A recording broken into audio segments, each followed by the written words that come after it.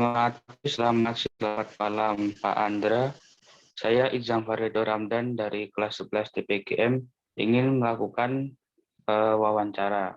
Narasumber saya yaitu dengan Pak siapa, Pak? Perkenalkan diri dulu. Nama saya Pak Indriono. Profesinya? Profesi saya seorang teman dari para siswa di SMK Katolik Santo Mikael Surakarta. Ya, teman untuk belajar, itu lebih tepatnya. Oke. Langsung ke pertanyaan pertama. Apa yang Pak Happy ketahui tentang sirkuit Mandalika? Sirkuit Mandalika. Yang saya ketahui ya, oke. Sirkuit Mandalika.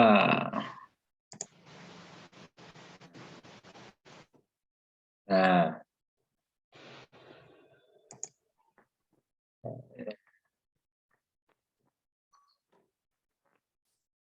ini yang saya ketahui tentang sirkuit Mandalika. Nah, gimana? Kelihatan nggak? Ya, kelihatan. Oh ya, oke. Nah, sudah cukup? Belum. Pertanyaannya Cuma yang saya atas penjelasannya gitu Pak, bukan videonya. ya ini Ya. sirkuit ini untuk balapan motor gitu ya. Dan ini letaknya di Pulau Lombok. Tepatnya di Kuta Mandalika ya. Itu apalagi? Selain itu apa lagi Pak yang diketahui? Ya itu aja sih. Ini bagian dari balapan MotoGP tahunan. Jadi agenda tahunan salah satunya di sirkuit ini. Selain sirkuit-sirkuit internasional yang lain. Iya.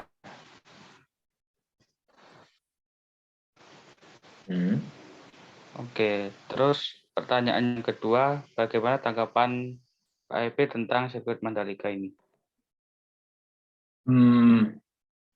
Biasa aja sih tanggapan saya, gimana? Coba biasa aja gitu. Iya, lah saya juga bingung dengan pertanyaannya, tanggapan tentang apanya gitu atau gimana? Ya tentang bentuk sirkuitnya, tentang fasilitasnya, tentang suasananya. Bentuknya itu bisa dilihat di layar ya, itu bentuknya seperti huruf, bukan huruf ya, bentuknya tidak beraturan ini. Kemudian di ujung atas itu ada tikungan sangat tajam itu ya. Jadi mungkin menjadi tantangan tersendiri untuk para rider di sana, dan mungkin itu yang menyebabkan banyak terjadi kecelakaan, termasuk salah satunya Marc Marquez itu ya, mantan juara dunia itu jatuh dan harus menjalani perawatan. Itu bentuknya. Kemudian apalagi tadi? Bentuknya, terus Fasilitasnya, suasananya. fasilitasnya saya nggak tahu fasilitasnya seberapa kualitas. Saya tidak tahu apakah itu sudah layak sebagai sirkuit internasional. Kemudian apa tadi? Fasilitas, kemudian suasananya itu cerah itu ya. Suasananya cerah. Sepi, mungkin nggak ada penonton ini test race mungkin. Tapi yang jelas pemandangannya indah ya, karena banyak apa namanya, pemandangan alam itu di sana kelihatan, kemudian dekat laut juga gitu. Itu indah mungkin pemandangannya. Apalagi? Oke, sudah cukup. Sudah cukup. Kemudian pertanyaan ketiga, apakah hubungan apa relasi antara sirkuit Mandalika ini dengan dunia balap internasional atau motorsport dunia gitu. Seperti yang sudah saya sampaikan tadi, ini bagian dari agenda tahunan ya, MotoGP ya. Jadi ini race yang keberapa itu ya. Saya lupa. Kayaknya setelah Malaysia mungkin ya. Nah, hubungannya itu bahwa ini bagian dari balapan dunia. Oke, kemudian nomor 4, apa yang bisa dikembangkan lagi dari sirkuit Mandalika? Yang bisa dikembangkan. Ya, Yang bisa dikembangkan ya. Oke, kembang itu artinya apa kembang?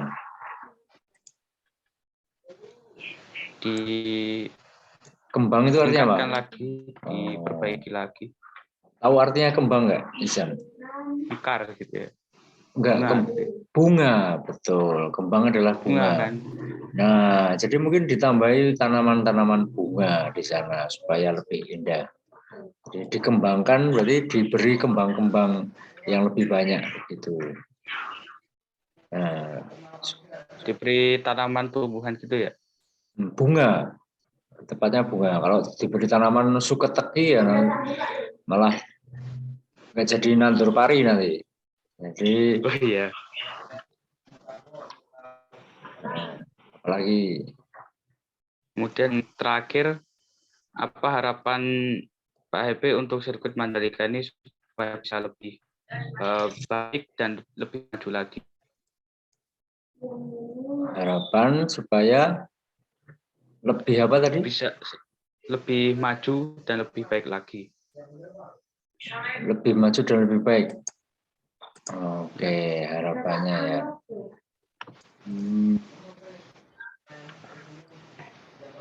Kalau bisa membuat sirkuit Mandalika menjadi sirkuit yang ramah lingkungan itu akan sangat fenomenal gitu. Ya. Di sana bisa kelihatan ya. Ya. Ya, jadi kita lihat di sana itu berapa banyak lahan parkir gitu ya. Kita lihat dari atas ya menggunakan drone ini ya. Nah, sirkuit Mandalika kan tuh menempati area hijau di salah satu sudut Pulau Lombok. Nah, bayangkan berapa lahan hijau itu yang tertutupi oleh aspal, podium itu. Bayangkan berapa pori-pori bumi yang ditutupi, dibumpet gitu ya. Bayangkan bagaimana bumi akan merasa sesak napas gitu ya. Nah, jadi itu salah satu yang memprihatinkan bagi saya ya. Ditambah lagi nanti sirkuit ini dilalui banyak kendaraan yang tentu saja polusi gas buangnya akan mengotori udara, betul nggak? Menurutmu? Ya. Iya. Ya. Seandainya tuh bisa jadi balapan listrik gitu ya, motor listrik atau kendaraan listrik itu akan sedikit mengurangi emisi gas buang. Mungkin karbonnya akan merusak atau mengganggu ekosistem alam. Itu sih, ya. Hanya sayang saja sih lahan yang masih hijau kemudian dipaksa ditutupi oleh sirkuit dan juga ini gedung-gedung di kanan kirinya kan juga memakan lahan juga. Itu. Apalagi kendaraannya juga. Jadi kalau bisa lebih dibuat supaya ramah lingkungan begitu ya. Entah bagaimana caranya saya belum tahu sih, tapi ya misalnya tadi balapan motor listrik, kemudian lebih banyak lagi tanaman yang yang diberi kesempatan untuk tumbuh di sini gitu. Jadi bukan demi penampilan yang baik, tetapi demi keramahan lingkungan yang lebih baik. Itu bagaimana menurutmu? Oke, udah cukup Sudah bagus cukup. jawabannya. Oh, cukup bagus. Kalau yang jelek gimana? Terima kasih Pak Epi. Oh, maksudnya maksudnya sudah apa namanya? Jawabannya sudah cukup lengkap gitu. Cukup Sudah lengkap. Oke. bisa mencakup Nah, semua pertanyaannya gitu. Ya. oke, oke, oke. Ya, ya, ya. Oke, ya. Loh, Ya, mana? terima Pajammu mana? kasih Pak Happy untuk waktunya. Oh, oke, sama-sama. Ini bisa. Ya, sudah cukup ini? Oke, terima kasih Ya, Pak Happy. sama-sama. Sudah cukup. Oke. Selamat malam.